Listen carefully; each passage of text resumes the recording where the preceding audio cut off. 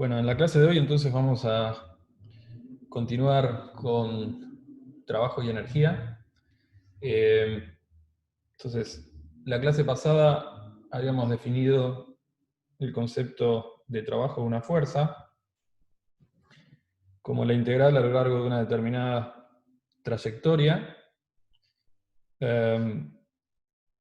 y esa integral era la integral de la fuerza producto escalar del desplazamiento, ¿sí? Entonces, dada una determinada trayectoria, el trabajo que realiza una fuerza era simplemente la suma de la proyección tangencial de la fuerza sobre la curva. ¿Ok? Esto era lo que se conocía como una integral curvilínea. Y en el caso sencillo, donde, por ejemplo, la fuerza era constante y la trayectoria una recta, habíamos visto que era fácil calcular esta integral, en el sentido de que el trabajo de esta fuerza constante para una partícula que se mueve desde A hasta B, era simplemente, nuevamente, la proyección de la fuerza en esa dirección, y como era constante, simplemente era multiplicado por la distancia recorrida. Habíamos visto entonces que el trabajo podía ser positivo, como en este ejemplo, podía ser nulo si era ortogonal la fuerza al desplazamiento, y podía ser negativo si apuntaba en sentido opuesto al desplazamiento. Otra manera útil de escribir el trabajo de una fuerza es simplemente notando que la derivada temporal del desplazamiento es la velocidad, es de manera que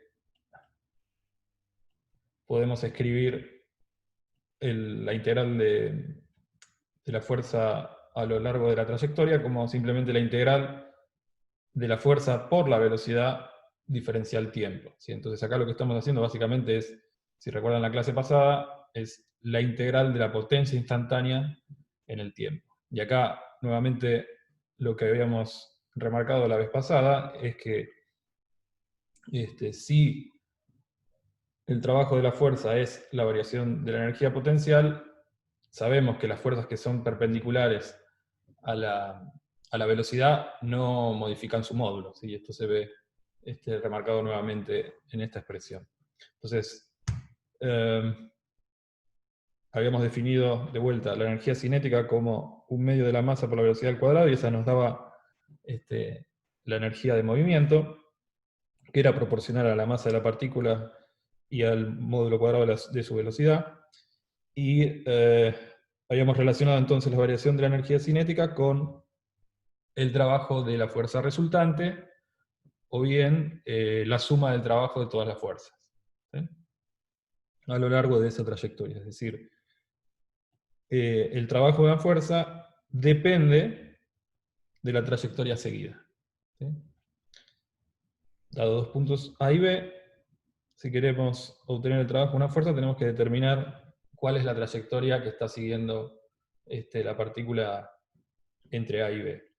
Sin embargo, vimos que había determinadas fuerzas. El único ejemplo que vimos en la clase pasada fue la interacción gravitatoria cerca de la superficie terrestre, lo que llamamos la fuerza peso, donde su trabajo era independiente de la trayectoria que unía dos puntos A y B.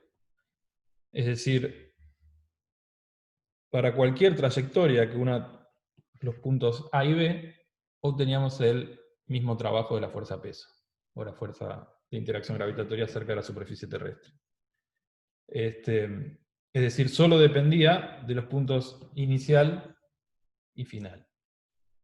Entonces, ese tipo de fuerzas, no era la única, sino que vamos a ver que hay muchas, las llamábamos fuerzas conservativas, ¿sí? Entonces, una fuerza conservativa, la característica que tiene es que su trabajo no depende de la trayectoria que une los puntos A y B. Y en efecto, sobre cualquier trayectoria cerrada, su trabajo va a ser nulo, ¿sí? Y otra propiedad que tenía es que entonces la fuerza la podíamos obtener a partir de una determinada función que llamamos función potencial, y la obteníamos como el gradiente de la función potencial o potencial. ¿Sí? Y en coordenadas cartesianas el gradiente de una determinada función es un vector que tiene las derivadas en cada una de las coordenadas, ¿sí? Las derivadas parciales de b en cada una de las coordenadas. ¿Está bien? Entonces, de esa manera, es sencillo ver que el trabajo de las fuerzas conservativas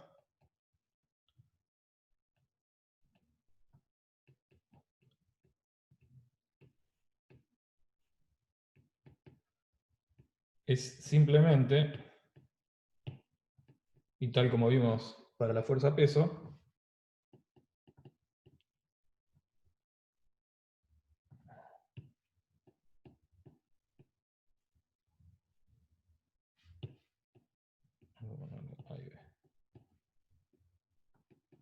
es menos el potencial evaluado en el punto final menos el potencial evaluado en el punto inicial. Si es menos la diferencia de potencial. ¿Ok? Dada cualquier trayectoria que una los puntos A y B, el trabajo de las fuerzas conservativas simplemente va a ser menos la diferencia de la función potencial evaluada en los puntos iniciales y finales. De manera que, si consideramos nuevamente la expresión que vincula la variación de energía cinética con el trabajo de las fuerzas,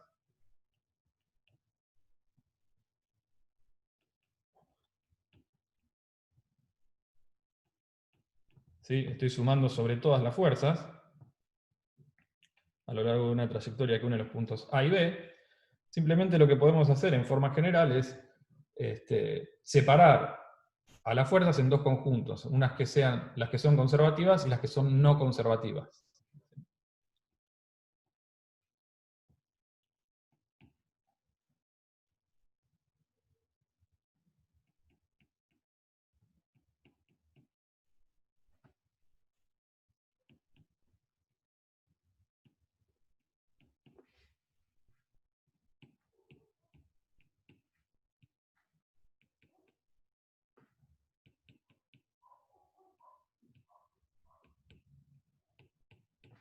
Entonces acá lo que estoy haciendo es separar simplemente el trabajo de todas las fuerzas en una suma que contiene solo el trabajo de las fuerzas conservativas y en otra suma que tiene solo el trabajo de las fuerzas no conservativas.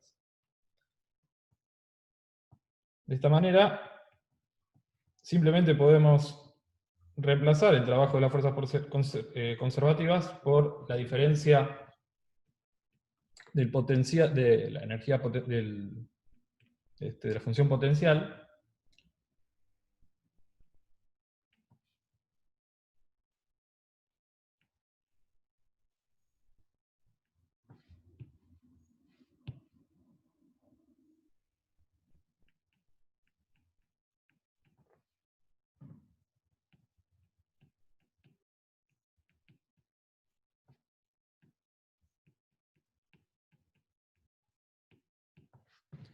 y dado que esto depende solo de los puntos A y B, lo podemos simplemente pasar del otro lado de la igualdad y agrupar todo lo que depende de la posición B.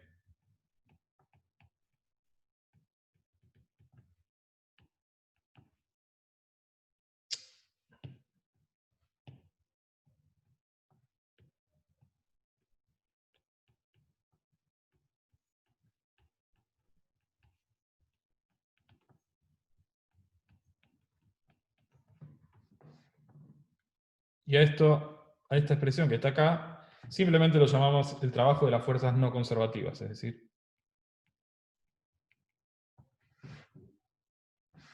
WAB. ¿Sí? Esto es la suma del trabajo de todas las fuerzas no conservativas. Entonces ahora lo que vamos a hacer es simplemente definir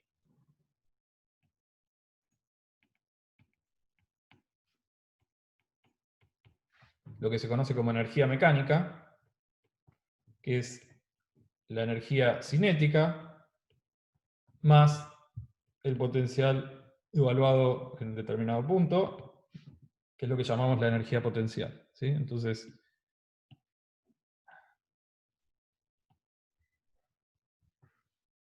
esto es lo que llamamos energía mecánica.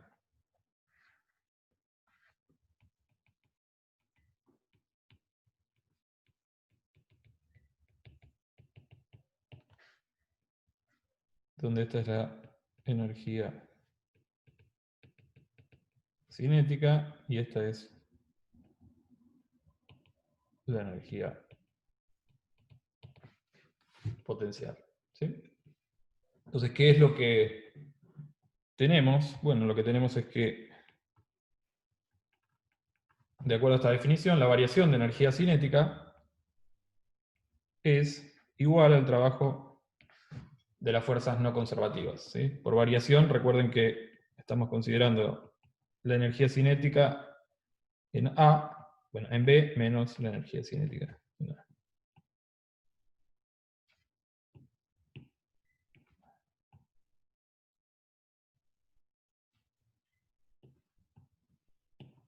¿Sí? Y acá entonces llegamos a nuestro segundo teorema de conservación de energía, y es que la energía mecánica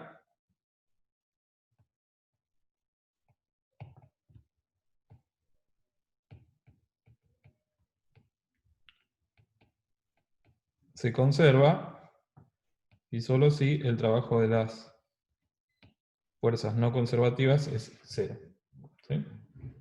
Entonces ahora tenemos una cantidad que es la energía mecánica que se conserva si la sumatoria o el trabajo de todas las fuerzas conservativas intervinientes en el sistema en la curva que une A y B, o en la trayectoria que une los puntos A y B, es nula. ¿Está bien? Entonces ahora veamos algunos ejemplos de fuerzas conservativas y cómo derivar su función potencial o su potencial, ¿sí? Entonces, en la clase pasada habíamos visto qué es lo que sucedía con la interacción gravitatoria cerca de la superficie terrestre, lo que conocíamos como la fuerza peso. Entonces, vamos a poner potencial de...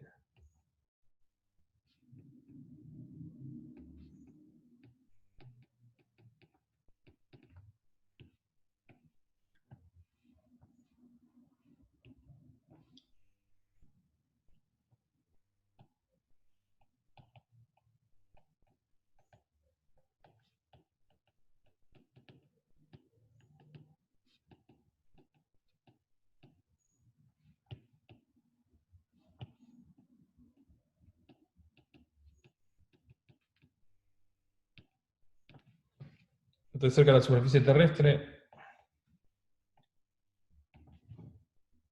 una partícula de masa m siente una fuerza que llamamos peso, que apunta en la dirección vertical. Entonces, si llamamos I a la coordenada que es paralela a la fuerza peso, sabemos que la fuerza peso entonces es menos mgj.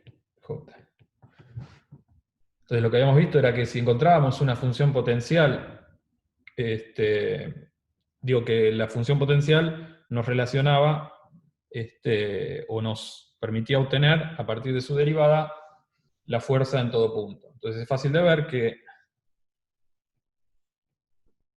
si definimos la función potencial como mg por la altura, o por i, por la coordenada i, obtenemos la fuerza en todo punto del espacio. ¿Sí?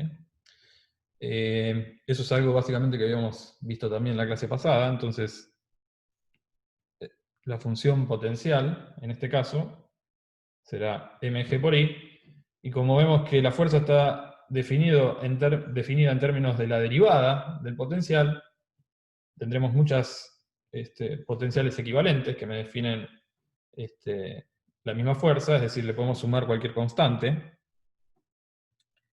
y esa constante que le sumemos, simplemente lo que va a hacer es definir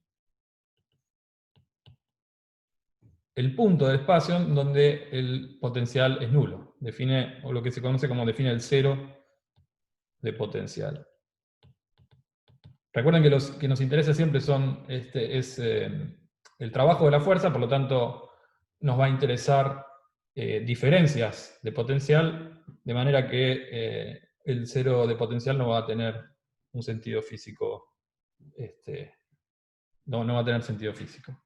Entonces, si definimos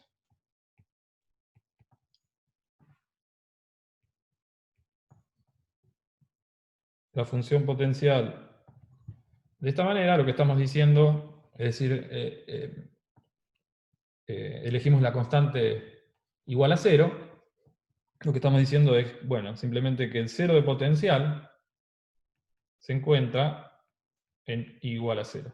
¿Sí? Este es mi cero de potencial, acá tendremos energía potencial positiva, y debajo, bueno, no hay nada, ¿no? Pero toda mi energía potencial será positiva. ¿Sí?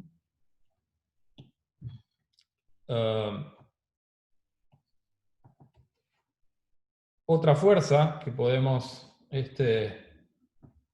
definirle una función potencial, es decir, que es una fuerza conservativa, es la fuerza elástica.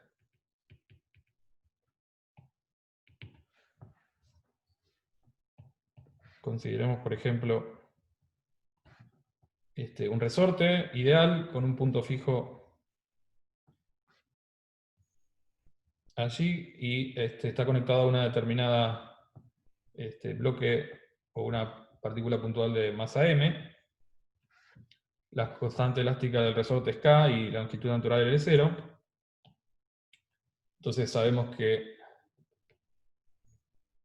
la fuerza elástica en este caso es menos k x menos L0, si este es el origen. De manera que es fácil de ver que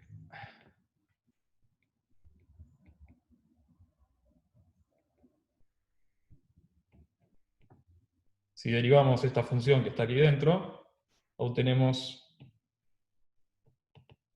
la fuerza para cualquier punto donde se encuentre el bloquecito. ¿Sí? De manera que, nuevamente, el potencial elástico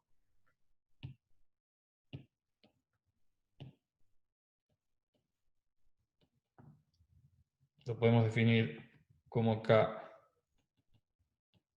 kx menos L0 al cuadrado, es decir, esto sería el estiramiento del resorte, k sobre 2 por el estiramiento del resorte al cuadrado, y al igual que antes, el potencial está definido a menos de una constante, que la podemos elegir arbitrariamente, y eso nos va a fijar el cero de energía potencial elástica, que en ese caso, por ejemplo, si elegimos...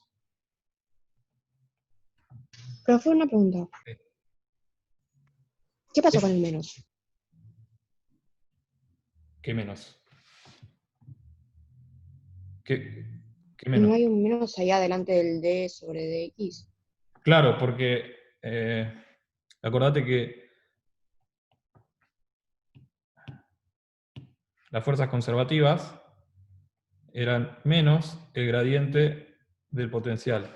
¿Sí? En este caso tenés solo la fuerza en la dirección X. ¿Sí? Entonces, simplemente vas a definir una función potencial que dependa solo de x, por lo tanto te queda menos db a dx. ¿Sí? Entonces, simplemente lo que está aquí dentro es el potencial, y lo que estoy poniendo acá es menos la derivada del potencial. Por lo tanto, esto que está acá dentro es el potencial. ¿Se entiende? Ah, ok, gracias. Sí, esto es mg por i, es la coordenada i. Perdón por la letra.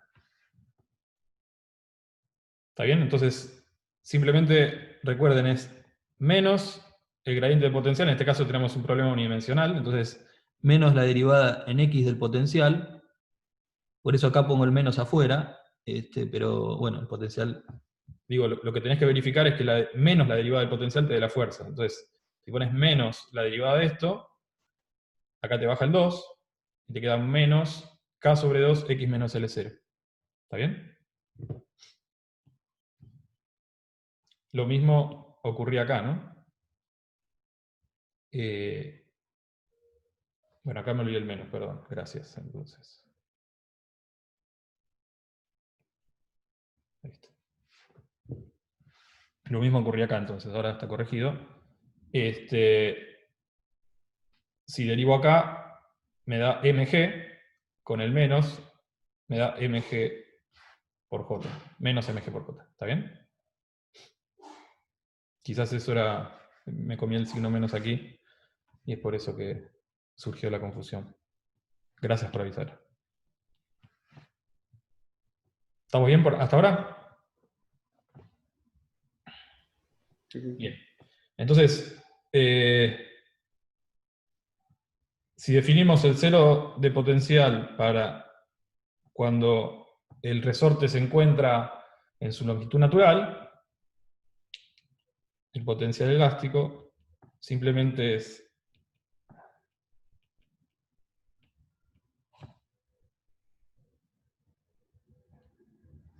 ¿sí? Entonces recuerden, todo potencial está definido a menos de una constante, y esa constante simplemente la podemos interpretar como la definición del punto donde el potencial es nulo. ¿Ok? Bien. Entonces ahora vamos a ver otro tipo de fuerzas conservativas, y esta es una forma, se quiere, general, en el sentido de que vamos a mostrar que toda fuerza central es conservativa. ¿Sí? Y esto es importante porque muchas de las interacciones que vamos a ver y las interacciones fundamentales tienen esta forma de fuerza central. ¿Sí? ¿Qué es una fuerza central? Es una fuerza cuya magnitud depende de la distancia. Tenemos un punto O fijo, y una fuerza central es tal que la magnitud de la fuerza o el módulo de la fuerza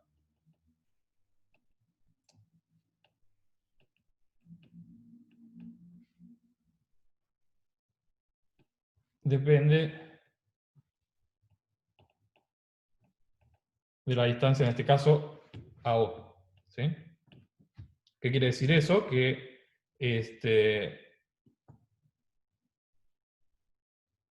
a distancia constante, es decir, toda esta distancia, por ejemplo, que está acá, todos estos puntos se encuentran a la misma distancia, R, la intensidad de la fuerza es exactamente igual.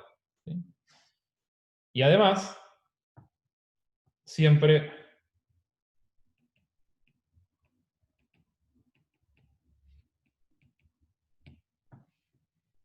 apunta en la dirección, si se quiere, radial. ¿Ok? Es decir, como vector, serán todas fuerzas que, como vector, las fuerzas serán vectorcitos que apunten o bien para afuera o bien para adentro, pero siempre en la dirección radial. ¿Sí? Eso es la definición de una fuerza central. ¿Ok? Y en general van a escuchar campo de fuerzas centrales. Cuando hablamos de campo de fuerzas es simplemente decir que un campo le asigna un vector a cada punto del espacio. ¿Sí? Entonces un campo de fuerza central simplemente lo que nos está diciendo es que le asignamos a todo punto de espacio un vector que apunta, dependiendo de la fuerza, apuntará o hacia el centro, hacia el origen o hacia afuera, ¿sí? Y cuyo módulo simplemente dependerá de la distancia a ese punto O. ¿Está bien? Entonces, ¿cómo vamos a ver que las fuerzas centrales son conservativas? Bueno, y una manera de ver es simplemente analizando qué es lo que sucede con el trabajo de esas fuerzas cuando miramos diferentes trayectorias que unen los mismos puntos, ¿sí? Habíamos visto que las fuerzas conservativas tenían la característica de que el trabajo de la fuerza no dependía de la trayectoria, sino solo de los puntos A y B. Entonces, para hacer eso, miremos simplemente, por ahora, un diferencial de trabajo. ¿Sí? Tenemos una curva 1, vamos a llamarla así, y una curva 2.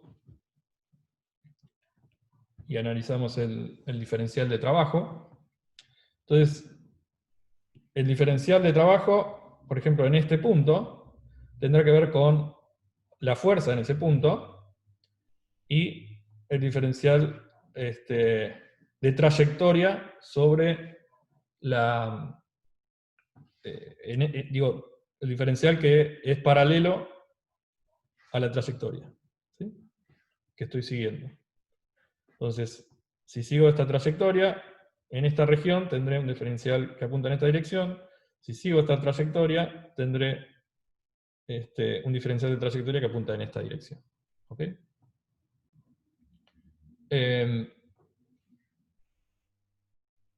Sí, en 3 dimensiones es radial también. Sí. Entonces, lo que les decía, analicemos el diferencial de trabajo para dos trayectorias, dos regiones que se encuentran a la misma distancia del punto O. ¿Sí? Lo que estoy diciendo acá es, miro en todos estos puntos, el módulo de la fuerza vale exactamente lo mismo. ¿Está bien? Y en todos estos puntos también, es decir, todos estos puntos se encuentran en una instancia R, todos estos puntos se encuentran en una instancia R más de R. Es decir, esta distancia que está acá es de R, y esta distancia que está acá de R. ¿Ok? Vamos a ponerle de R1 a esto. Okay. Voy a agrandar un poco el gráfico, me parece que no se ve. O por lo menos yo no lo veo. ¿Sí? Esto sería entonces DR1, correspondiente es un diferencial que se encuentra en la dirección tangencial a la curva 1, y este es el que se encuentra en la dirección tangencial a la curva 2. Entonces fíjense una cosa. Estas dos fuerzas, estos dos vectores, como vectores, son completamente diferentes, en el sentido de que uno apunta en una dirección y otro apunta en una dirección diferente. ¿Sí? ¿Qué es lo que tienen en común? Bueno, lo que tienen en común es que el módulo del vector es el mismo. ¿Sí? El módulo de estos vectores es el mismo simplemente porque estoy diciendo que estoy en un campo de fuerzas centrales y estas dos distancias al punto O son exactamente iguales. ¿Está bien? ¿Y qué es lo que podemos concluir a partir de este gráfico que les mostré acá? Bueno, simplemente que si analizamos un diferencial de trabajo, que es F producto escalar de R, ese producto escalar tiene que ver simplemente con la proyección de uno de los vectores sobre el otro. ¿Sí? Entonces fíjense que este vector tiene el mismo módulo que este vector, y la proyección de DR1 sobre este vector es exactamente igual a la proyección del otro, del DR2 sobre el vector fuerza, ¿sí? Esa proyección es simplemente dr, lo que habíamos definido acá, ¿sí? Esto.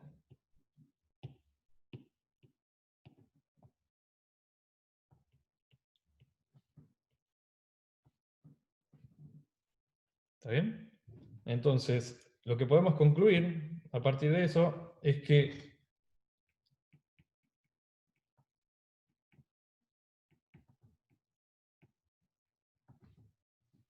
el diferencial de trabajo para ambas trayectorias en una región separada por la misma distancia r respecto al punto O es el mismo, ¿sí?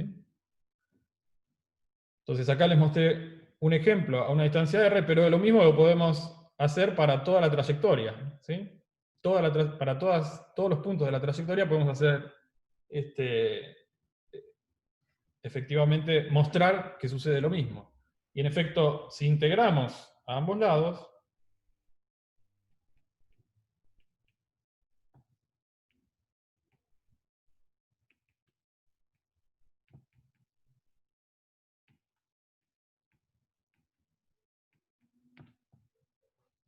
lo que estamos diciendo es, bueno, el trabajo en ir de A a B, esta es una trayectoria arbitraria y esta es otra completamente arbitraria, es el mismo, ¿ok? Es decir, el trabajo de la fuerza a lo largo de cualquier trayectoria que une los puntos A y B es el mismo, y por lo tanto la fuerza es conservativa.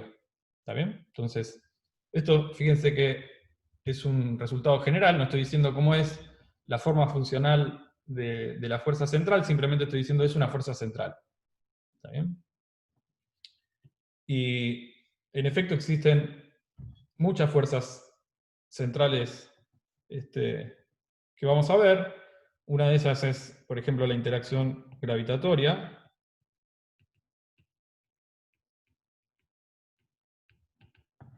¿Sí? Si consideramos una masa fija en el punto O, habrán visto en el CBC, y lo vamos a ver la clase que viene, que otra masa m chiquita siente una fuerza atractiva en la dirección radial, ¿sí? Que es central en el sentido de que depende simplemente de la distancia que une las partículas, ¿sí?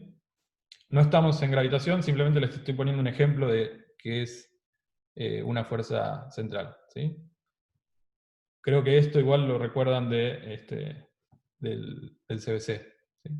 Pero simplemente es un ejemplo de fuerza. La clase que viene vamos a ver bien interacción gravitatoria, ¿sí?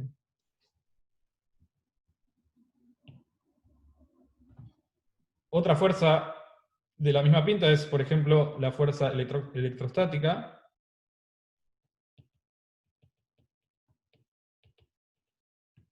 que no la vamos a ver, pero es una fuerza que sienten dos cargas,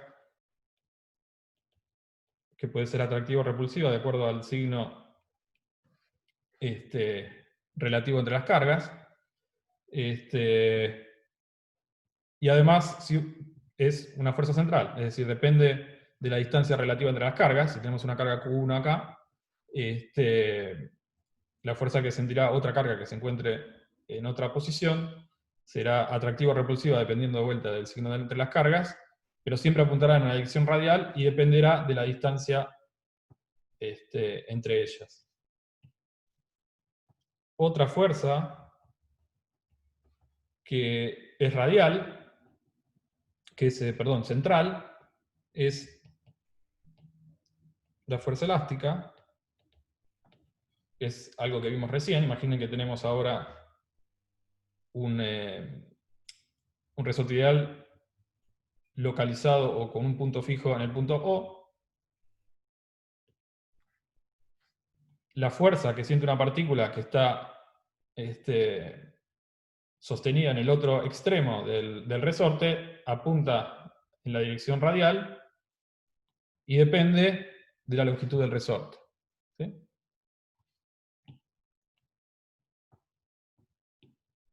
Profe, una Sí, consulta. sí. Si una partícula realiza un movimiento circular y hay un hilo que conecta el centro con la partícula, esa fuerza de tensión no es central, pero la tensión no habíamos dicho que era no conservativa. Claro. Tenés, a ver, central, acordate que también tenés que depende de la distancia, ¿sí? Y ahí la tensión dependerá también de la velocidad, ¿no? No es una fuerza, digo, no es una fuerza que dependa del punto en el espacio en que te encontrás, sino que depende de otras condiciones. Entonces, en el sentido estricto de fuerza central, es una fuerza radial, si querés, ¿sí? Ok, sí, sí, está bien. ¿Se entiende la diferencia? Bien. Sí, sí, sí. Bien, entonces ahora hablamos de las fuerzas conservativas y ejemplos de fuerzas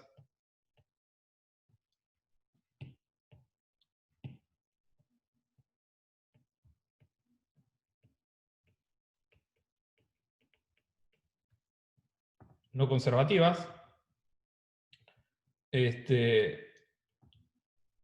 Bueno, un ejemplo de ellas es la fuerza de fricción, ¿sí? Nuevamente, tensiones, fuerzas de vínculo, ¿sí? Fíjense, por ejemplo, la fricción. Tenemos una masita,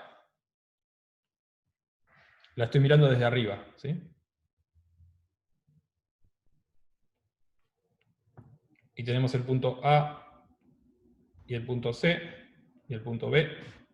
Y queremos ver el trabajo en ir de la fuerza de rozamiento dinámica, un tipo de fuerza de fricción, en una trayectoria que pasa por B y luego va a C, y en otra trayectoria que es diferente, que uno de los puntos A y B, en la cual voy del punto A al punto C. Esto está visto de arriba, ¿sí? Entonces es fácil ver que el trabajo de la fuerza de fricción no es el mismo si voy en esta trayectoria desde A hasta C que si voy en esta trayectoria, ¿sí? Simplemente porque, como habíamos visto en la clase pasada, esta es una fuerza constante que apunta en el sentido opuesto al movimiento, y por lo tanto, por ejemplo, de ir entre A y B, entre A y C, si esta es A y C están separados por una distancia D, el trabajo será menos muy dinámico. Por la normal, como lo estoy mirando, digo, como está en un plano, esto será mg por D, en este caso, y si voy en esta trayectoria, es fácil ver que la distancia recorrida es mayor que en el caso anterior, por lo tanto el trabajo que realiza la fuerza de fricción es diferente para dos trayectorias que unen dos puntos, que unen dos puntos. ¿Está bien?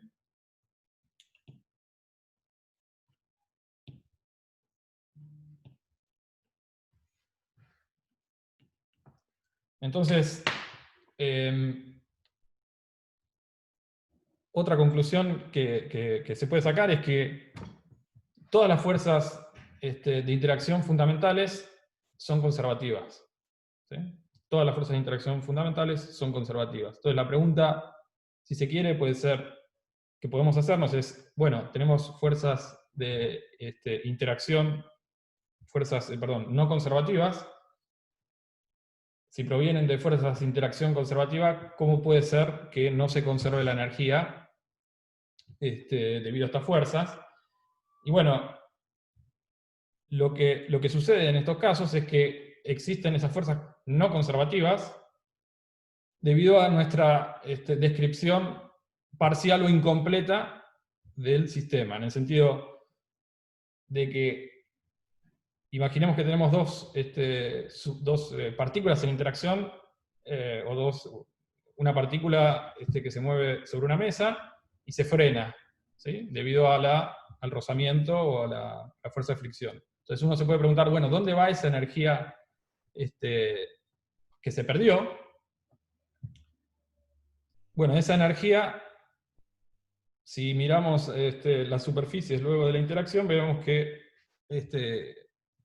se encuentra más caliente, ¿sí? Es decir, esa energía de interacción, esa energía que se perdió, si miramos qué es lo que sucede en el nivel atómico, lo que podemos hacer es relacionar ese cambio de temperatura que hubo debido a la interacción con la energía cinética que tienen los átomos en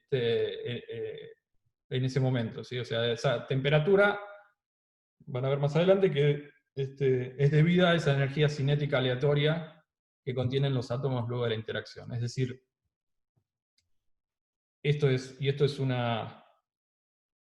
un principio de la física, y es que la energía de un sistema cerrado se conserva. ¿Sí? La energía de un sistema cerrado se conserva, y la no conservación que estamos viendo nosotros es debido a que no estamos mirando todas las formas de energía posibles. ¿Sí?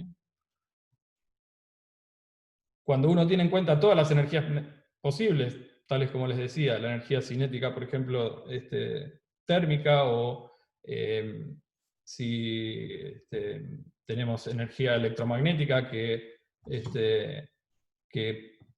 aparece luego de una determinada interacción. Bueno, si consideramos todos los tipos de energías posibles, lo que vemos es que la energía de un sistema cerrado se conserva. ¿Está bien? Bien. Entonces, miremos ahora cómo utilizar estas ideas de conservación de la energía en un problema en concreto, ¿sí? Y el problema que vamos a mirar es algo que habíamos resuelto al principio de la materia, y es un carrito que va moviéndose por esa rampa o loop. Y ¿qué es lo que vimos al principio de la materia era que, bueno, a partir de las ecuaciones de Newton podíamos responder determinadas preguntas acerca de la trayectoria, cuándo podía dar la vuelta, etc. Lo que vamos a ver ahora es que la conservación de la energía nos impone restricciones fuertes a los tipos de movimiento que pueden realizar los cuerpos, y eso nos va a ayudar a obtener además conclusiones rápidamente sin resolver completamente el problema, ¿sí? El problema de la cinemática en función del tiempo. Entonces, una pregunta que nos podemos hacer es, dada esta configuración, ¿cuál es la compresión mínima que le tengo que dar al resorte para que la partícula complete el loop? ¿Sí? Entonces, ¿qué es lo que podemos ver aquí? Bueno, podemos analizar qué es lo que sucede con la energía mecánica. ¿Qué es lo que sucede con la energía mecánica? Para ver, o para analizar la conservación de la energía mecánica, tenemos que ver el trabajo de todas las fuerzas no conservativas que están involucradas en el movimiento. ¿Sí? En el movimiento, en este caso, que une los puntos inicial y final.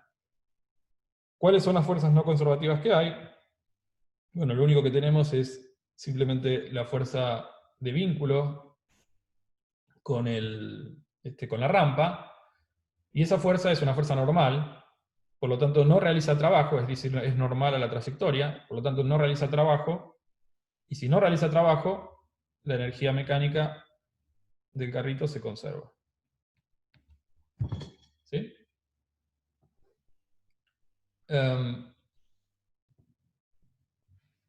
Entonces, ¿cómo vamos a responder esa pregunta? ¿Cuál es la mínima compresión que tenemos que hacer sobre el resorte de constante elástica K y longitud natural de 0 para que el carrito llegue aquí arriba? Bueno, para que complete el loop, perdón, habíamos visto que la velocidad en este punto tiene que ser tal que la energía, que la fuerza centrípeta tiene que ser exactamente igual a la fuerza peso. ¿Sí? Es decir, lo que sabíamos es que en el punto C, para completar el loop, tiene que suceder esto. ¿Sí? La aceleración centrípeta en este punto tiene que ser exactamente igual a la aceleración de la gravedad. ¿Ok? Entonces, ¿cómo podemos obtener esa compresión? Bueno, simplemente escribiendo la energía mecánica inicial y comparándola con la energía mecánica final, que tienen que ser exactamente iguales, nada más que van a estar expresadas en términos de diferentes cantidades. En este caso vamos a relacionar la energía potencial elástica con la energía cinética y gravitatoria en el punto C. ¿Ok?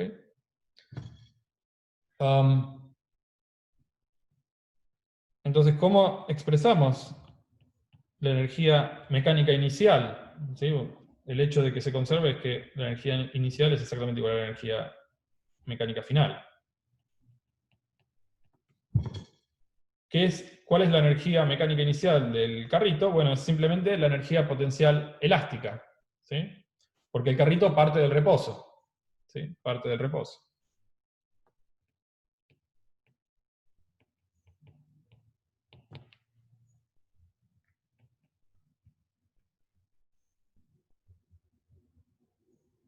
Entonces,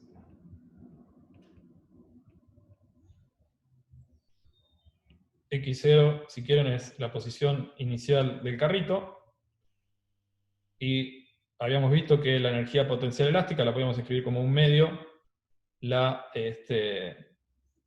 compresión del resorte al cuadrado, ¿sí? Entonces, esta será mi energía mecánica inicial. ¿Está bien? Punto final es el punto C, en este caso, donde, ¿qué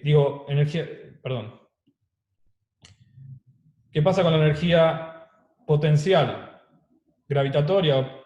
La energía potencial gravitatoria. Vamos a poner nuestra potencial gravitatorio de manera que el cero de potencial se encuentre en la coordenada i igual a 0. ¿Sí? Entonces, no tengo energía cinética porque parte del reposo, y no tengo energía potencial gravitatoria simplemente porque puse el cero de potencial en el piso. ¿Sí? ¿Y qué es lo que va a pasar en el punto C? Bueno, en el punto C voy a tener una energía cinética,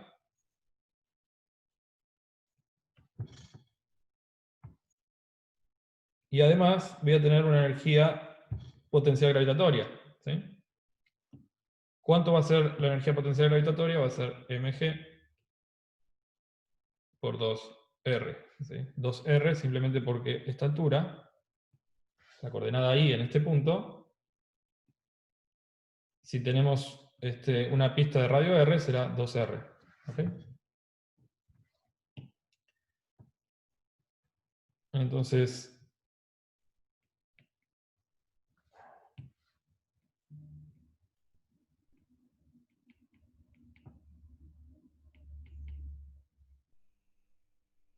ahora la velocidad al cuadrado simplemente es g por el radio. ¿Sí?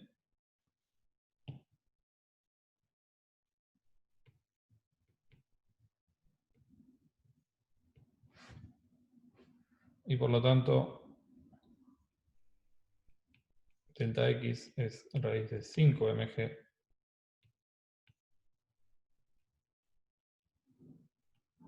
por r sobre k. ¿Está bien? Entonces esta es la compresión mínima que le tenemos que dar al resorte para que la partícula complete el loop. ¿Sí? Recuerdan que era lo que habíamos visto, que era la velocidad, la condición para que la velocidad mínima llegue, perdón, la velocidad mínima para que la partícula complete el loop. ¿Sí? Y en efecto, si se preguntan, o la pregunta que nos habíamos hecho al principio era, ¿cuál es la velocidad mínima con que tiene que entrar a la rampa? Ese creo que era el problema que habíamos resuelto a partir de las ecuaciones de Newton, era cuál era la velocidad mínima con que tiene que entrar a la rampa para que complete el loop. Bueno, eso lo podemos analizar, dado que la energía se conserva durante todo el movimiento, bueno, podemos plantear simplemente que la energía se conserva entre este punto y este punto que está acá, y entre este punto y este punto que está acá. ¿Está bien?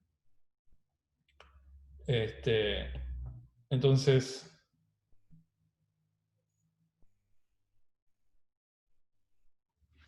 si a esta le llamamos la velocidad mínima a la cual entra la partícula en la rampa, en este punto A si se quiere, sabemos que la energía se conserva. La energía en el punto A es igual a la energía en el punto C. Y acá simplemente lo que tenemos es que la energía en el punto A es igual a un medio de m de m cuadrado, y la energía en el punto C es esto que está aquí, ¿sí? Que es 5 medios de mg por r. De manera que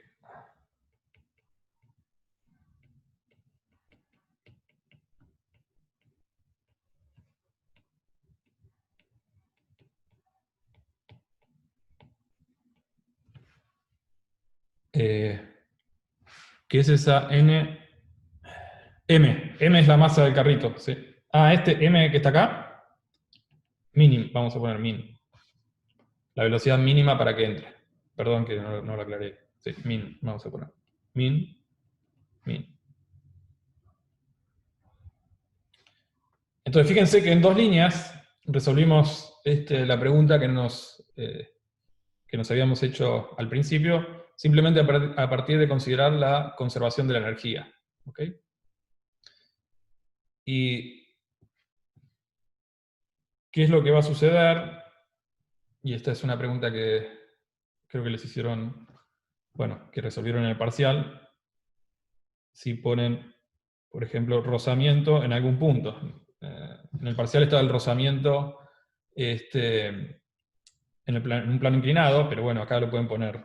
Digo, la idea va a ser exactamente igual, ¿no? Entonces, fíjense que simple que es resolver en este caso esa pregunta.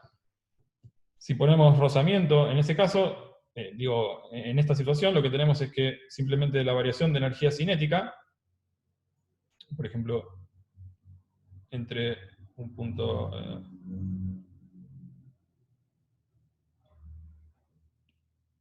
entre aquí, de la energía mecánica, entre aquí y aquí, no se va a conservar. ¿Sí? No se va a conservar, pero lo que sí sabemos es que si la región donde hay rozamiento tiene una longitud d, la variación de energía mecánica, es decir, la energía inicial, E final menos inicial,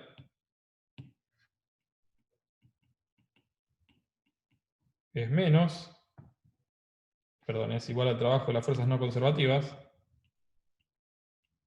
que en este caso, si tenemos un rozamiento con un mu dinámico, será menos mu dinámico por la normal, y la normal en este caso es igual al peso, por la distancia recorrida. ¿Ok? Entonces,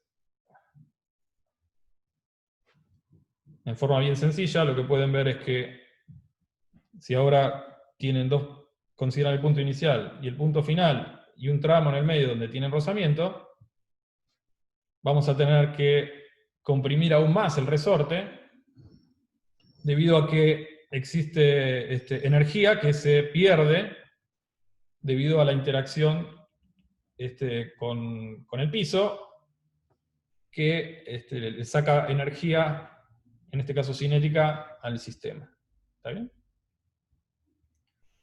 Entonces, aquí lo que vemos es un ejemplo en el cual, primero sin considerar que tenemos rozamiento con el piso, la energía mecánica se conserva y vemos una transformación de energía potencial elástica en energía cinética, y luego en energía cinética y energía potencial gravitatoria.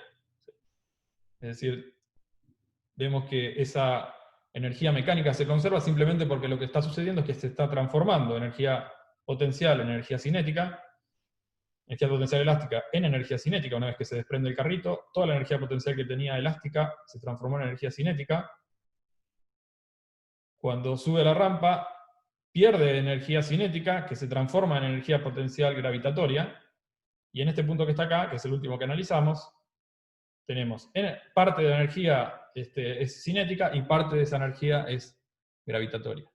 ¿Está bien? Mientras que cuando tenemos rozamiento, toda la energía que se pierde acá directamente no es posible recuperarla luego. ¿Ok? Bien.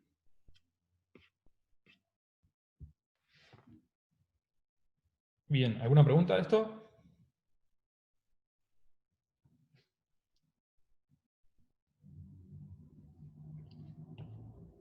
Entonces, lo que vimos recién es que, por ejemplo, si conocemos las fuerzas, en el caso de la fuerza gravitatoria y la fuerza elástica, podemos calcular esa función potencial. Ahora, ¿qué es lo que podemos decir si nos dan como dato esa energía potencial? ¿Está bien? Entonces, imaginemos que nos dan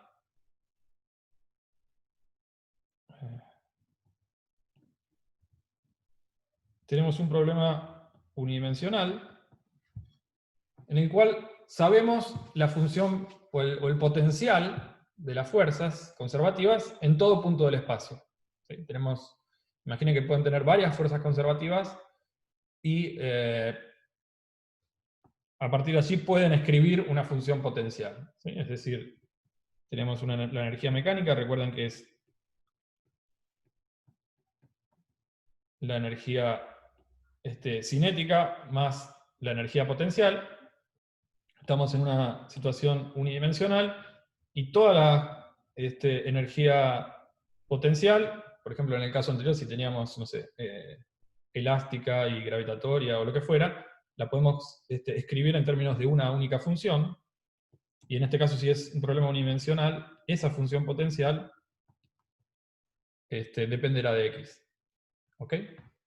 Entonces, esto es algo que ocurre frecuentemente, simplemente nos dicen, bueno, cuánto vale el potencial en una determinada región del espacio. ¿Sí?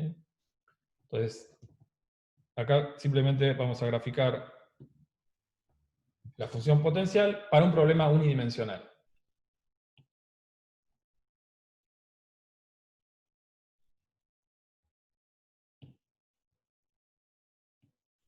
Acá salió muy simétrico, pero puede ser completamente antisimétrico. ¿Está bien? Entonces, fíjense lo siguiente. ¿Qué información podemos extraer a partir de la función potencial? Bueno, lo que sabemos es que la derivada del potencial menos la derivada del potencial, o si quieren, ya que estamos mirando solo el potencial, es menos la fuerza. ¿Sí? Estamos en un problema, recuerden, unidimensional, por eso no estoy escribiendo el gradiente, simplemente estoy mirando la derivada del potencial en la coordenada x. ¿sí? Entonces, lo que sabemos es que menos la derivada del potencial es la fuerza. Las únicas fuerzas que hay son conservativas, entonces la fuerza neta que siente la partícula es debida a esta función potencial.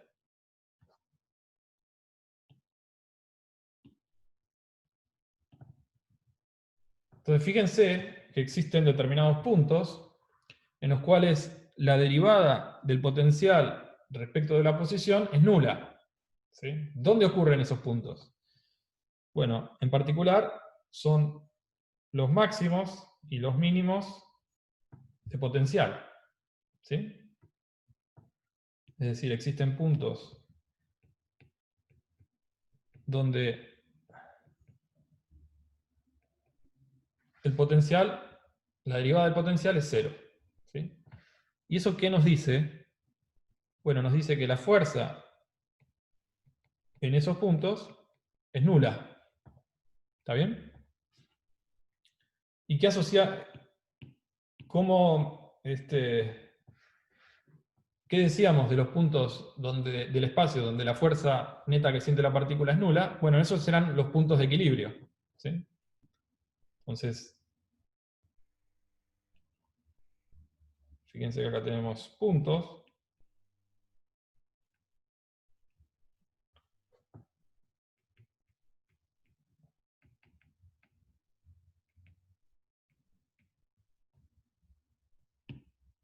Que son puntos de equilibrio.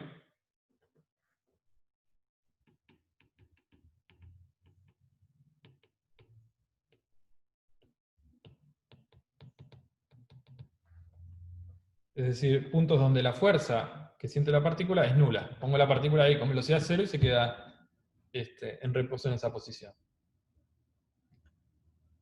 Y ahora, ¿qué es lo que sucede cuando ponemos una partícula cerca de esos puntos? ¿Sí? Recuerden que los puntos podían ser estables o inestables. ¿Ok? Entonces, vamos a considerar lo siguiente. Le damos una determinada energía a la partícula, de manera tal que la ponemos con una velocidad cero en esta posición. ¿Sí? ¿Qué significa que le doy o que pongo a la partícula con una velocidad cero en esa posición? Bueno, simplemente quiere decir que en ese punto la energía cinética es nula y por lo tanto la energía mecánica es simplemente la energía potencial. ¿Está bien? Entonces, si yo escribo o grafico la energía de la partícula en ese punto,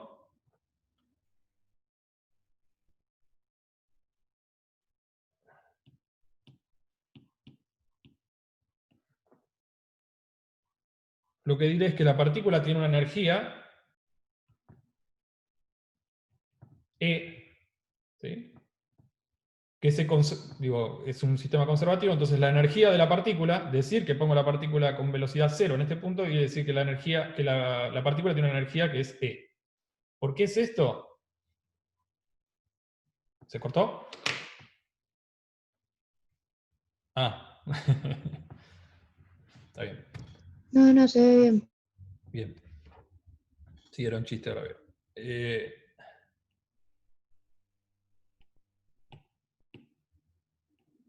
Entonces lo que estoy diciendo es, pongo a la partícula con una determinada energía E, porque es esa energía,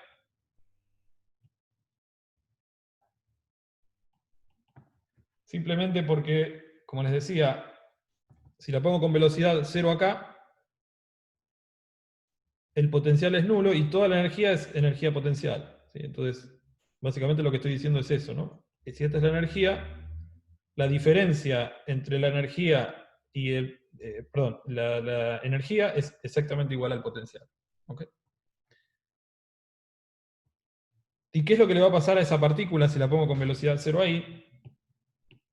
Bueno, sentirá una fuerza debido a que el potencial tiene una derivada no nula en esta posición. ¿Está bien? ¿sí? ¿Y hacia dónde apuntará la fuerza? Bueno, simplemente lo que tenemos que ver es cómo es la derivada del potencial en esta posición. La derivada del potencial en esta posición es negativa, por lo tanto la fuerza es positiva. ¿Sí? Si es positiva, quiere decir que es una fuerza que apunta en esta dirección. ¿Está bien? Entonces, la partícula comenzará a moverse. Acá, de vuelta, la derivada del potencial es negativa, por lo tanto la fuerza es positiva, con módulo menor, porque fíjense que va disminuyendo la pendiente. Y en este punto, bueno, la velocidad, la fuerza es nula. Y ahora, ¿qué es lo que sucede cuando pasa por este punto? La fuerza que siente la partícula apuntará en la dirección opuesta, debido a que, en el sentido opuesto, debido a que la derivada del potencial es positiva. Por lo tanto, la fuerza es negativa. ¿Está bien? Entonces, si la partícula se está moviendo en esta dirección, siente una fuerza en este sentido, la partícula se irá frenando hasta que llegue a esta posición donde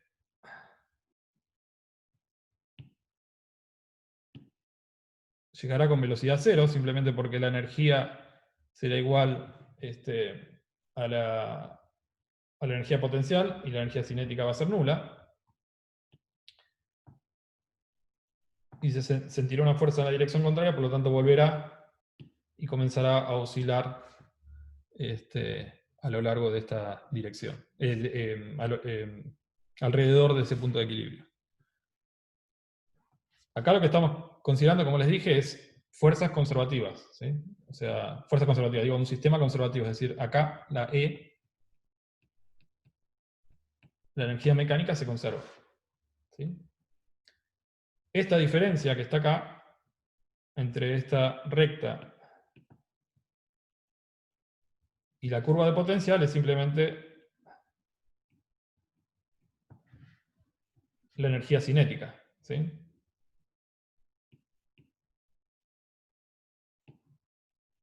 Digo, E menos B es la energía cinética, ¿sí? Fíjense que si el sistema tiene una determinada energía E,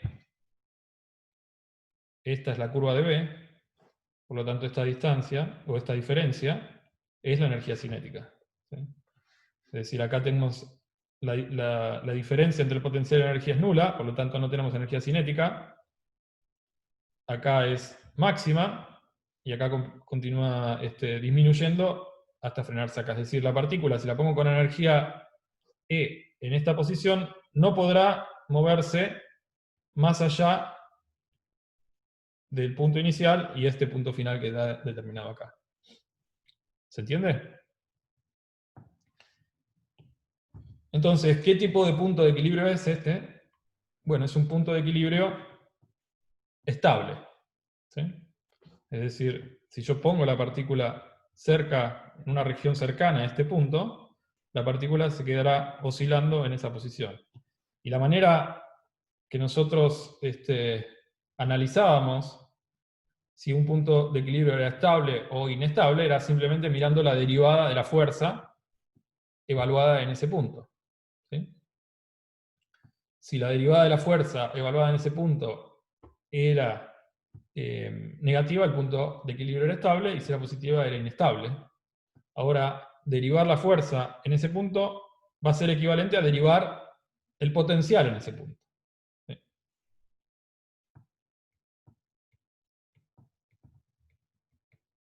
Y en particular derivarlo por segunda vez, ya que sabemos que la fuerza es la derivada del potencial, ¿sí? Entonces la derivada de la fuerza respecto de la posición es la menos la derivada segunda del potencial, ¿sí? En esa posición. Entonces, Si es mayor a 0, el equilibrio es estable. Y naturalmente,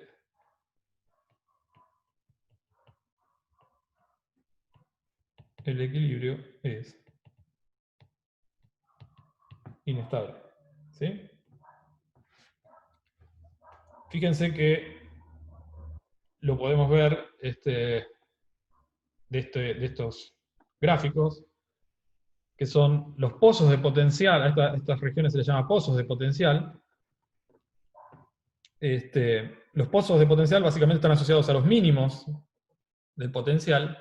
Un mínimo es un punto en el cual la derivada es nula de una función, y además la derivada segunda es mayor a 0, ¿sí? Que es básicamente lo que estamos diciendo acá.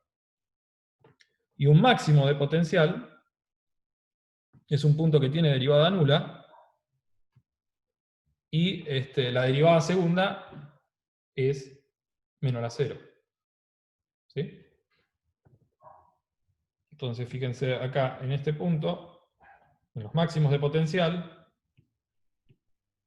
si llegamos a poner una partícula a una energía, por ejemplo, por aquí, bueno, apartamos la partícula de su posición de equilibrio,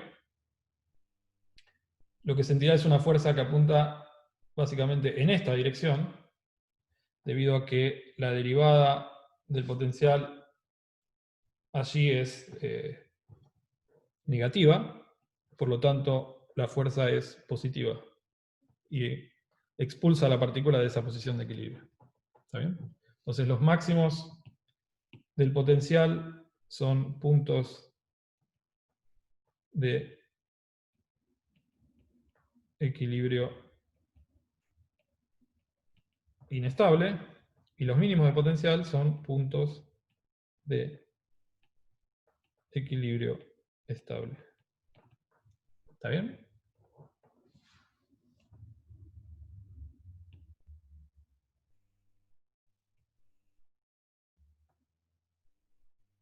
Entonces, como dijimos, si en el mismo gráfico de potencial y posición trazamos una recta que sea equivalente a la energía de la partícula,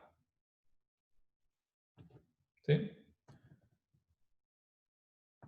Asociábamos a esta diferencia entre la curva potencial y la curva de energía mecánica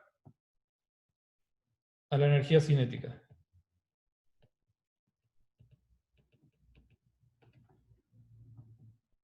De manera que si la partícula tiene, o la colocamos en esta región del espacio, con en algún punto de esta región, en algún punto por aquí, con esta energía, no podrá escaparse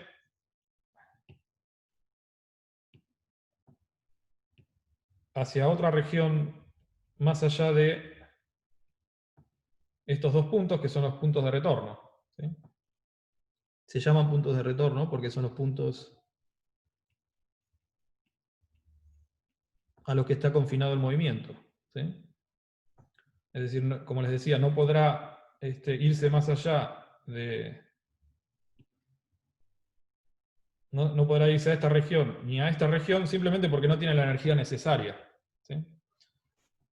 A estos puntos va a llegar la partícula con velocidad cero, y la fuerza que va a sentir, en este caso, apuntará en esta dirección, y en este caso apuntará en esta dirección, por lo tanto no podrá irse más allá de esos puntos de retorno. ¿Sí? Mientras que, por ejemplo, si colocamos la partícula en una región del espacio con una energía E1 más grande, fíjense que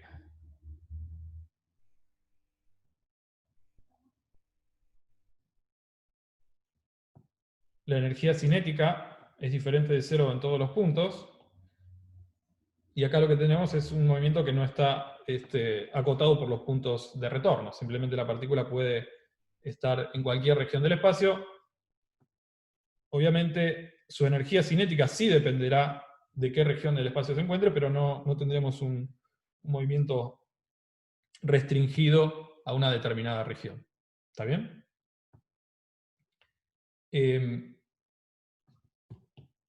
¿Y cómo será la velocidad de la partícula en términos del potencial? Simplemente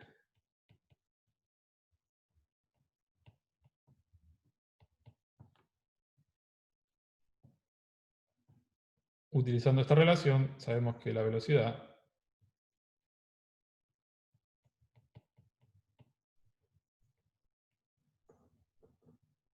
en cualquier región donde esté en cualquier región permitida para ella, dada su energía, su velocidad será simplemente dada por esta expresión donde tenemos la diferencia entre energía mecánica y la energía potencial. En estos puntos, como les decía, llega con velocidad cero,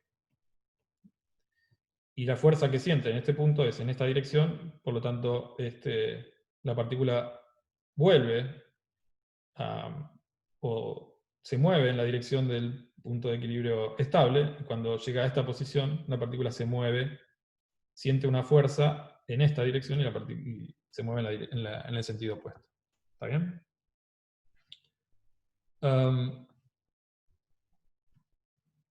Otra cosa que podemos ver es simplemente qué es lo que pasa alrededor de un punto de equilibrio estable. ¿Sí? Recuerden que para analizar un punto, qué es lo que pasa cerca del punto de equilibrio estable, lo que habíamos hecho era una expansión en series de Taylor de la fuerza, y en este caso lo que podemos hacer es una expansión en series de Taylor, pero de la función potencial. Es decir, la función potencial alrededor de un punto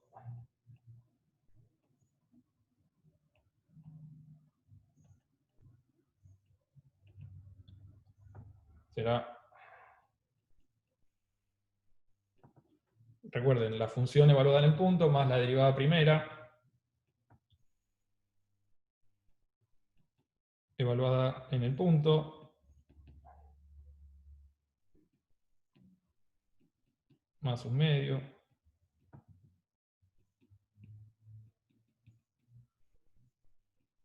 de la derivada segunda, y así sucesivamente.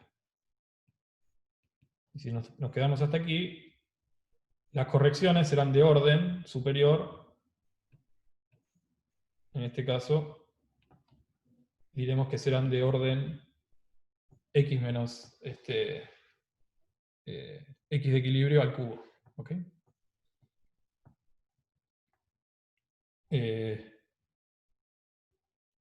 Bien. Entonces, ¿qué sabemos de la fuerza? La fuerza simplemente es, en este caso, la derivada del potencial, no sé qué, x2, x3. Bueno, no entendí lo que, pero bueno. Entonces la fuerza es menos la derivada del potencial. Y lo que podemos hacer es simplemente escribir la fuerza en términos de esta expansión. Y lo que nos quedará es que menos la derivada de b a de x. Digo, esto es menos la derivada del potencial. Y ahora derivo todo esto. Cuando derivo el primer término es nulo, simplemente porque esto es una constante, es el potencial evaluado en un punto. Cuando derivo esta parte que está acá, respecto de x, me queda menos la derivada evaluada en el punto de equilibrio. Y si sigo,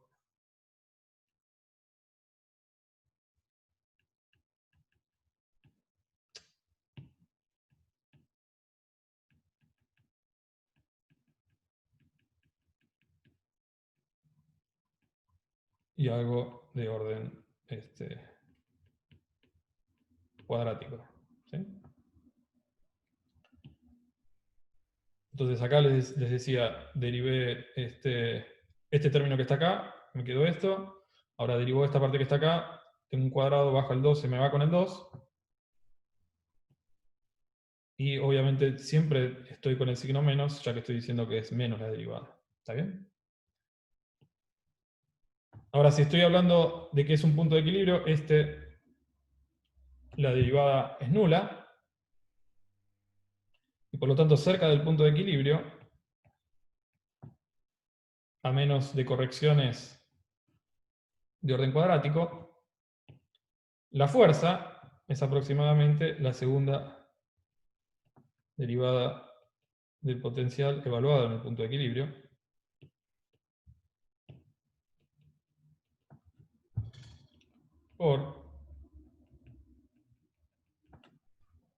Y si miran con detenimiento esta expresión, fíjense que les puede recordar a la fuerza elástica. ¿Sí? Fíjense que si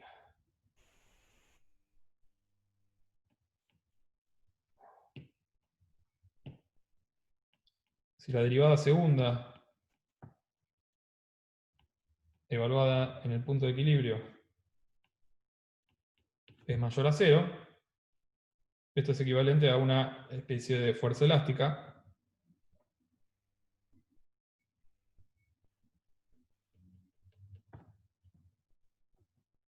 ¿Sí? De manera que, si miramos la frecuencia, si esto es mayor a 0, sabemos que es un punto de equilibrio estable.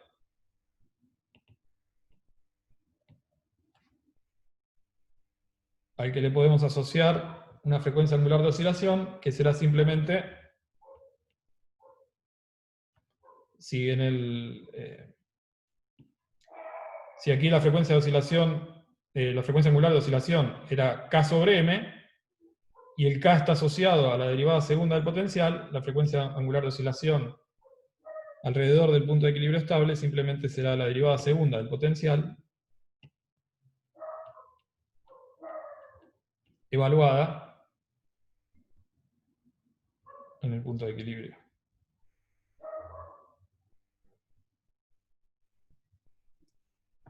Entonces, ¿cuál es la conclusión que podemos extraer de acá? Es simplemente que todo lo que habíamos venido usando en la primera parte de la materia, referido a oscilaciones alrededor del punto de equilibrio, lo podemos trasladar a este lenguaje en el sentido de que si tenemos un potencial con puntos de equilibrio estable, y le damos una energía a la partícula cerca de ese punto de equilibrio estable, se comportará cerca, en esa región cercana, como o realizará un movimiento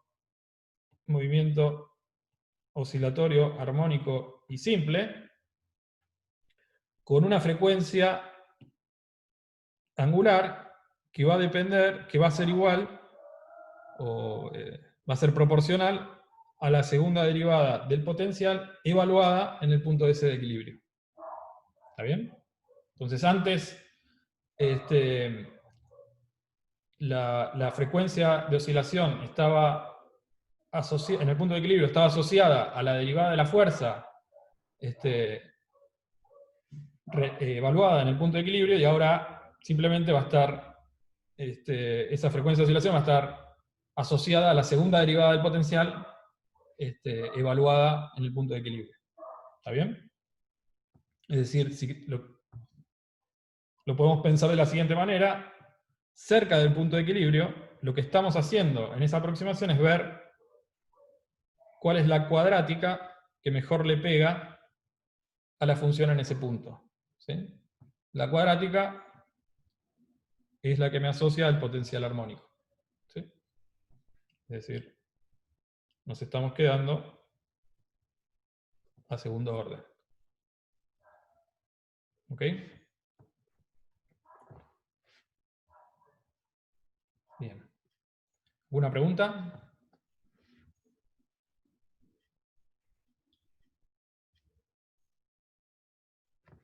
Bien.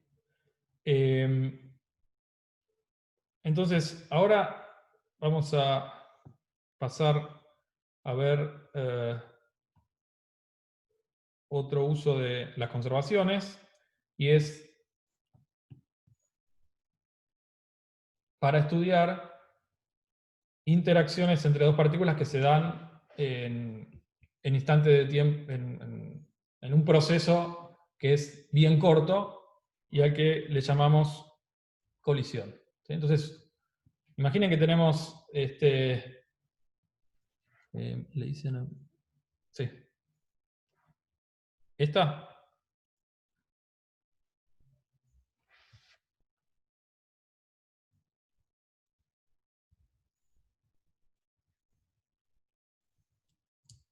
Lo que está sumando. MOAS. Dije movimiento oscilatorio armónico simple. Movimiento oscilatorio armónico simple.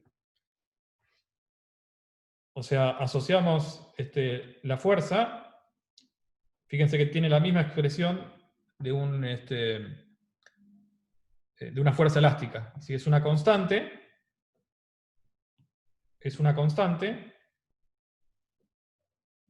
por un desplazamiento. ¿Ok? Entonces es equivalente a considerar una fuerza elástica. Recuerden que para una fuerza elástica, el omega al cuadrado era K sobre M. Entonces este K lo podemos asociar simplemente a la segunda derivada evaluada en el punto de equilibrio. ¿Ok? Entonces, simplemente lo que estoy diciendo es que si nos movemos cerca de ese punto de equilibrio,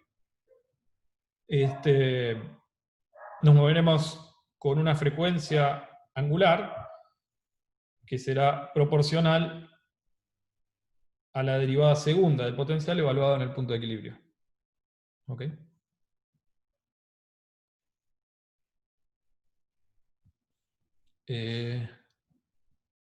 Lo que está sumando es phi. ¿Me podés repetir esa pregunta porque no sé qué es phi?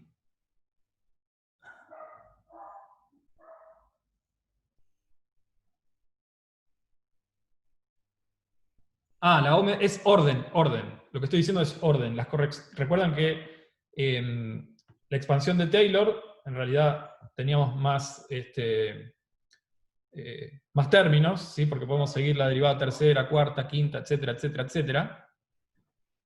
Entonces, lo que estamos diciendo acá es hasta qué orden me quedo. O sea, todo lo que sigue para allá es orden superior. ¿Sí? Es orden x cubo. El máximo, digo, porque después te queda x cuarta, quinta, etc. ¿Sí? Si estas dos, si estás cerca de ese punto de equilibrio, los otros órdenes serán más chicos, simplemente porque estás elevando a una potencia más alta algo que es pequeño. ¿Sí?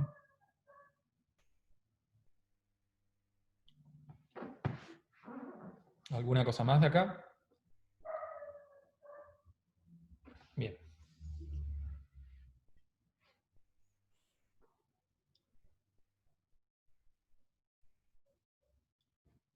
Bien, entonces, como les decía, vamos a analizar ahora un proceso de interacción que ocurre en un tiempo bien cortito. ¿Sí?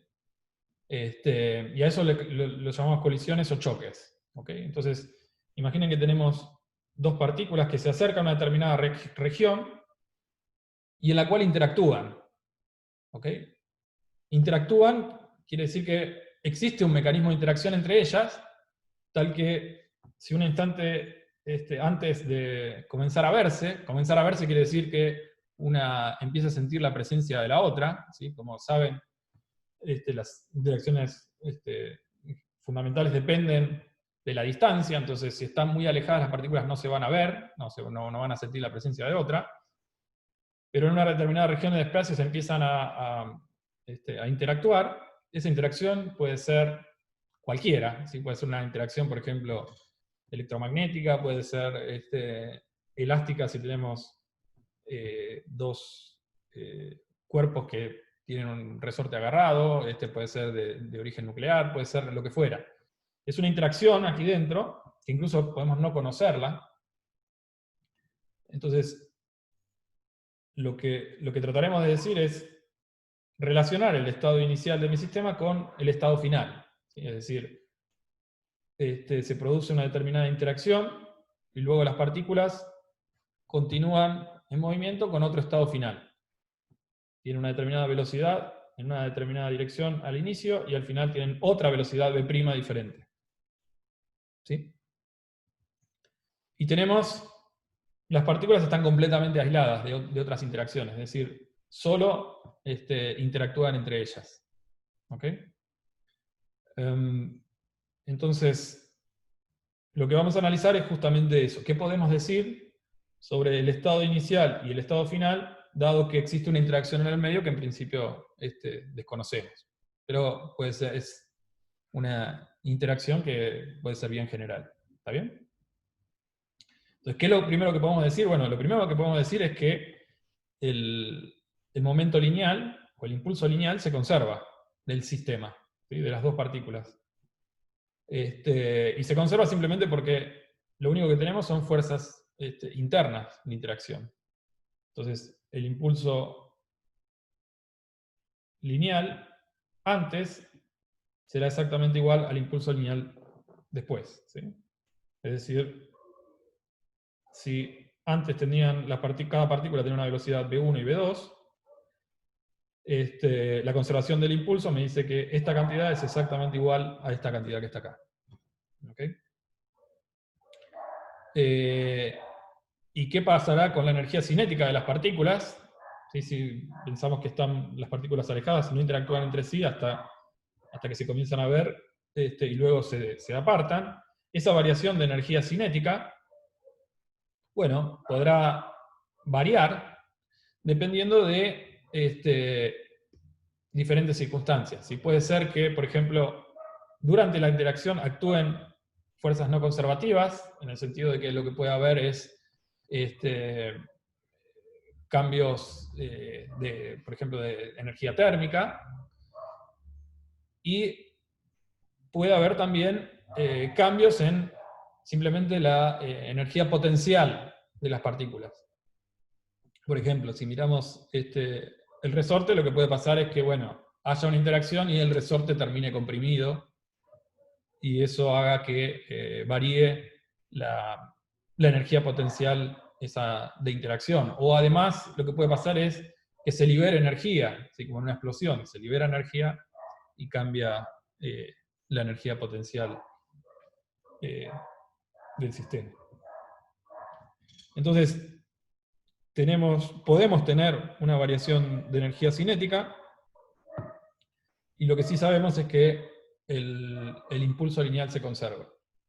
Entonces, lo que vamos a hacer ahora es ver qué es lo que sucede o cómo analizar este problema, pero en el caso más sencillo, que es el unidimensional.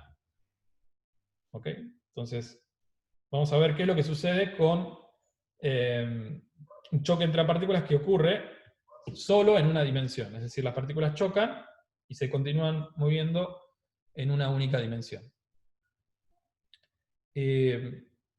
Entonces, delta B dice, sí. Energía potencial del mecanismo de interacción. Eso es lo que puse.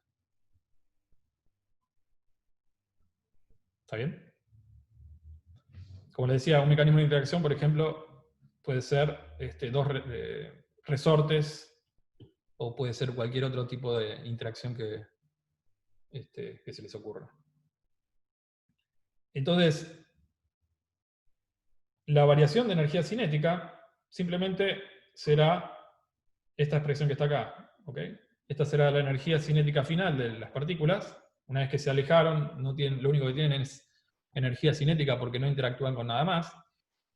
Y esta es la energía cinética inicial de las partículas. ¿Okay? Entonces tenemos conservación del impulso lineal y variación de energía cinética.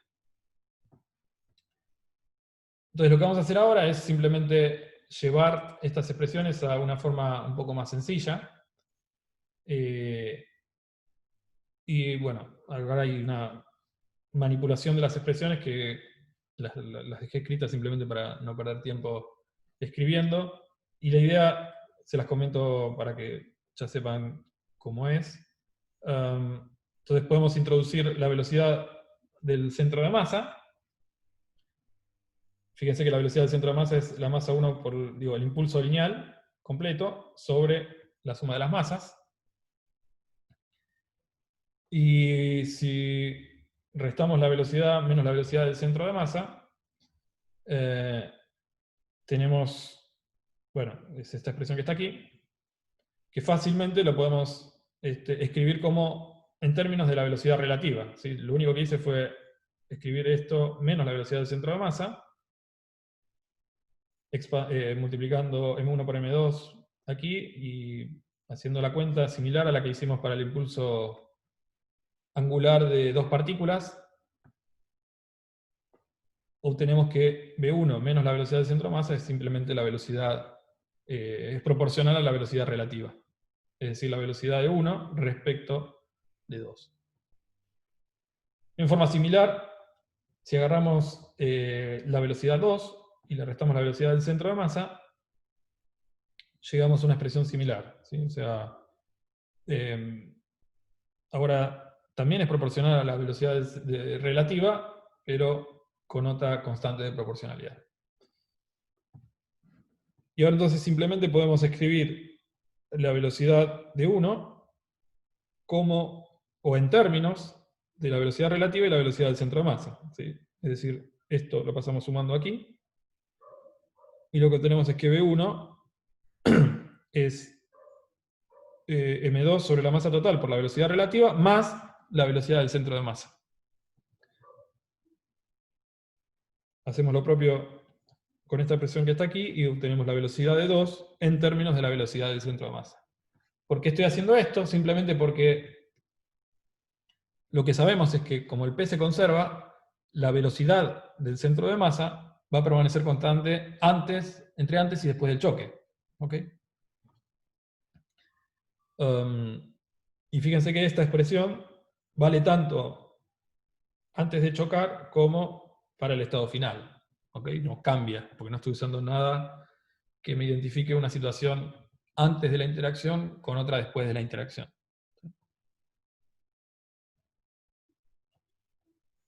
Entonces, como les decía, acá estoy reescribiendo la expresión anterior.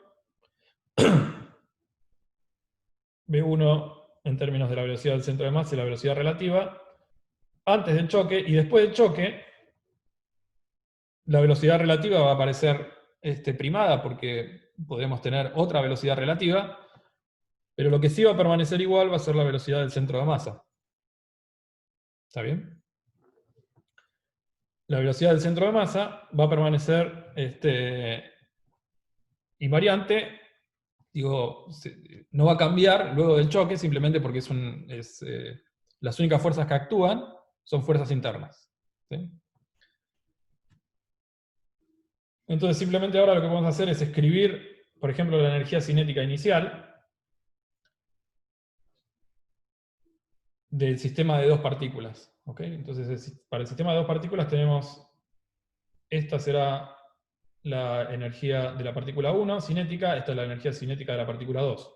M1 por V1 al cuadrado, M2 por V2 al cuadrado. Acá simplemente lo que hacemos es expandir los cuadrados. ¿Sí? Expandimos aquí, aquí. Y lo que vemos es que, fíjense que nos aparece la velocidad relativa por la velocidad del centro de masa, una con un signo positivo y otra con un signo negativo, multiplicado por M1 y M2, por M1 y M2, entonces estas dos se van.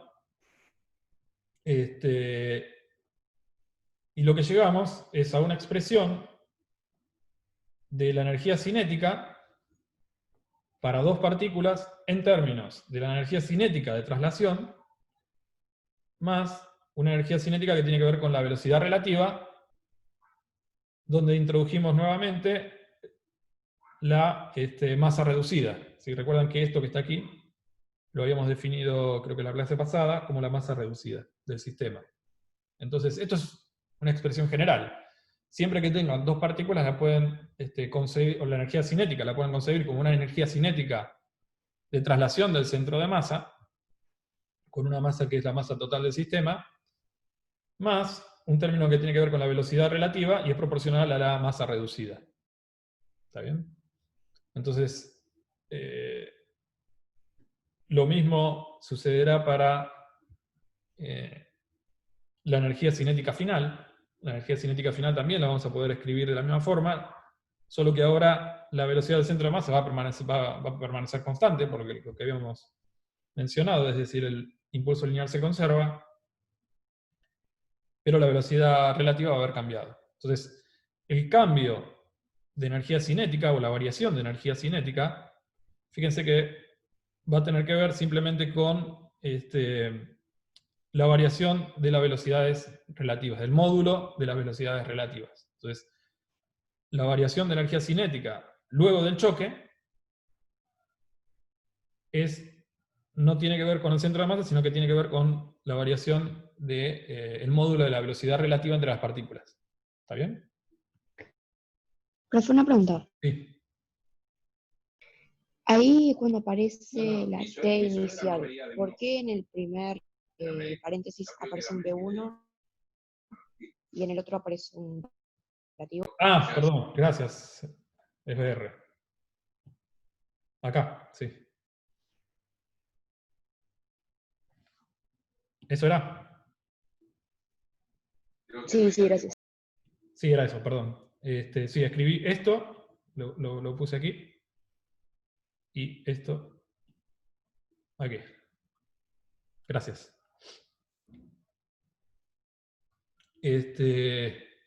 Entonces les decía,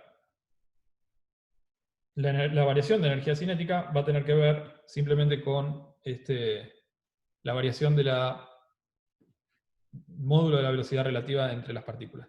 ¿Okay? Entonces lo que podemos hacer ahora es simplemente escribir o graficar la variación de energía cinética en términos de la velocidad relativa de las partículas. ¿Sí? Entonces fíjense que tenemos varias situaciones diferentes que tendrán nombres asociados a qué es lo que sucede con la variación de la energía cinética. ¿Mm? Profe, antes de continuar, ¿podemos volver un toque para atrás? Sí.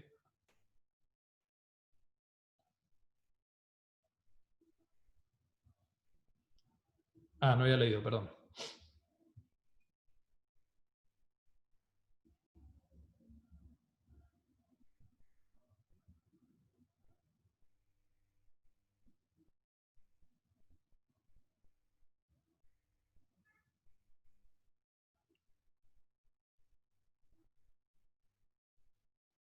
¿Listo? Por mí sí, no sé si hay más. Sí, de último, yo después se lo subo, no hay problema si quieren. No se preocupen en ese sentido. Sí, ya estamos, creo. ¿Estamos? Bueno, listo. De todas maneras, esto es algo que pueden sacar del Roederer, ¿sí? Está en el capítulo 4 de Roederer. Colisiones. Entonces, lo que les decía, graficamos la energía cinética, la variación de energía cinética en términos de la velocidad relativa entre las partículas.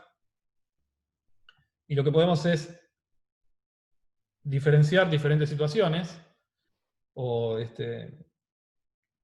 caracterizar diferentes situaciones. Una es, por ejemplo, cuando la velocidad relativa es nula, no la velocidad relativa, la diferencia de velocidades relativas es nula, y ese es un choque que le llamamos choque elástico, simplemente porque, fíjense que en ese caso, cuando la diferencia de velocidades, el módulo de la velocidad relativa no cambia luego del choque, la energía cinética se conserva. ¿Ok? Entonces, en un choque elástico, perfectamente elástico, la energía cinética se conserva. ¿Sí? Y entonces acá, fíjense que a medida que la velocidad relativa entre las partículas disminuye también la variación de energía cinética. ¿Ok? Es decir, se pierde energía cinética en el choque. ¿Ok? Y hasta que llegamos a un punto en el cual tenemos una situación en la cual el choque es perfectamente plástico, y en ese caso lo que sucede es que la velocidad relativa de las partículas es nula, es decir, en un choque perfectamente plástico, las partículas se mueven luego del choque pegadas. ¿Sí? Y entonces, miremos o analicemos qué es lo que sucede con los choques perfectamente elásticos. Y Una pregunta, sí, profe. sí. ¿Choque plástico quería decir que estilo rebotaban o como que se atravesaban? O Choque, ninguna de las perdón. dos. Choque Choque. plástico, ¿qué significaba? Choque plástico. Choque plástico es que se pierde algún tipo de energía en la interacción. ¿Sí? Pero estilo chocan y rebotan. Claro, rebotan, se van, pero se pierde algo de energía en la interacción. No se conserva la energía la energía cinética. ¿Sí? ¿Y en el elástico sí? En el elástico se conserva, claro. Fíjate que acá tenés, este es el 0. Si la velocidad relativa es igual a la velocidad relativa anterior, se conserva la energía cinética. ¿Ok? Acá tenés energía cinética igual a 0. Y acá tenés esto, que esto es básicamente una cuadrática, ¿no? Ok. ¿Sí? Entonces fíjate, si la velocidad relativa entre antes y después es la misma, la variación de energía cinética es 0. Ok. ¿Sí? Gracias. Que es lo que estoy expresando acá también, ¿no?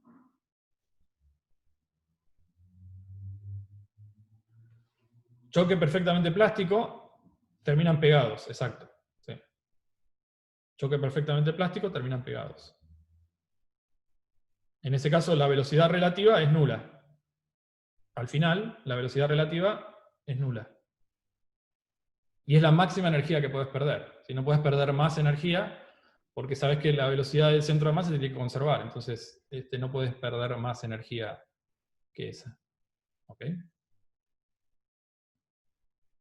Y bueno, después tenés también, podés tener choque explosivo, por ejemplo, que ocurra una interacción como una explosión, en la cual las partículas salen, o sea, se libera energía, por ejemplo, química, y las partículas salen con más energía de la que tenían. ¿Okay?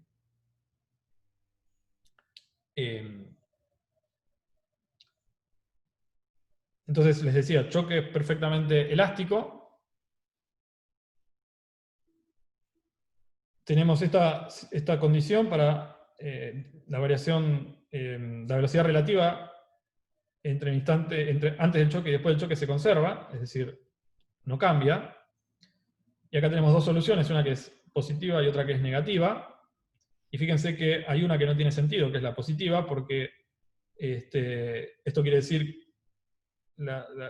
si vale la solución positiva, simplemente quiere decir que la 1 atraviesa a la 2. ¿Okay? Entonces la que tiene sentido físico es la del signo negativo, y por lo tanto llegamos a dos relaciones, una que tiene que ver con la conservación de la energía y otra que tiene que ver con la conservación del momento, del impulso lineal. ¿Sí? Conservación de la energía, que viene de acá. Conservación porque estoy diciendo que la energía cinética para un choque perfectamente elástico se conserva. ¿Sí? Y la conservación del impulso lineal. Entonces podemos considerar el caso en el cual la partícula 2, una de las partículas, se encuentra inicialmente en reposo. ¿sí? Para obtener expresiones de las velocidades en términos de la velocidad inicial de la partícula 1.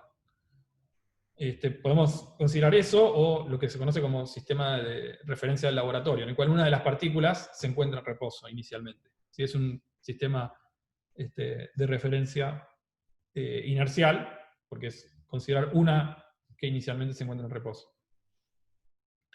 Entonces, es fácil, a partir de esta condición y estas dos ecuaciones, nada, son dos ecuaciones con dos incógnitas, lineal, y es fácil obtener la velocidad con que sale una de las partículas en términos de la velocidad con que entró, y la velocidad con que sale la partícula 2 en términos de la velocidad de la partícula 1.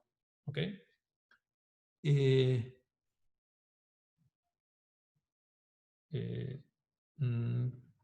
Hay una pregunta ahí, la fórmula B2' abajo de todo. B2'. No tiene que ser la de 2. No, no es la de. Fíjate que te queda todo expresado en términos de la de 1, porque estamos en un sistema de referencia en el cual la partícula 2 inicialmente se encuentra en reposo. Entonces acá, esto te va a hacer, esto te va a hacer. ¿Sí? Entonces todo te queda en términos de la velocidad de una única partícula. Entonces aquí lo que podemos analizar son diferentes situaciones. En particular, fijémonos que si la masa 2 es mayor a la masa 1, ¿sí? Recuerden que entonces acá tenemos una situación en la cual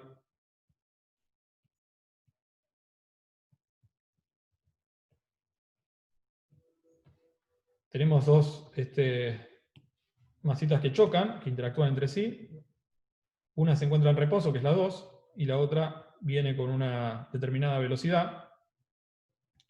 Si la masa 2 es mayor que la masa 1, si esta es más grande que esta revierte el movimiento, ¿sí? Es decir, choca y sale con una determinada velocidad, esta sale con una determinada velocidad en el sentido opuesto.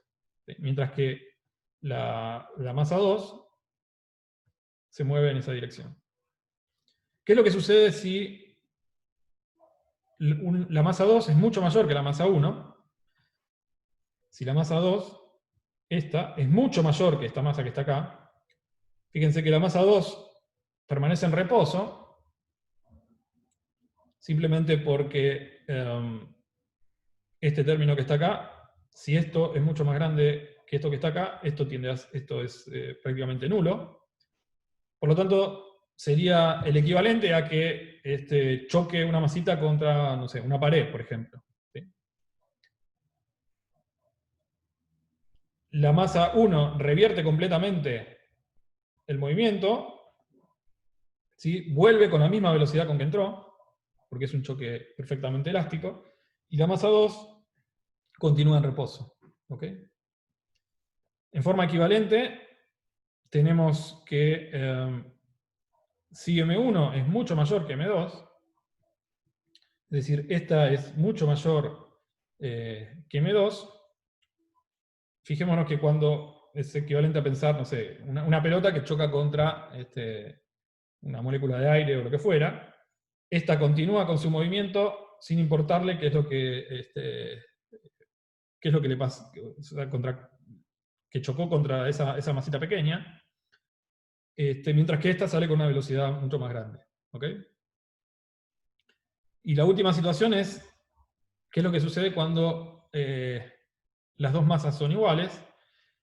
En ese caso, fíjense que, y es fácil de ver, incluso lo podemos, bueno, ahora no, pero lo podemos hacer lo pueden hacer ustedes con moneditas y verificar que sucede eso, y es que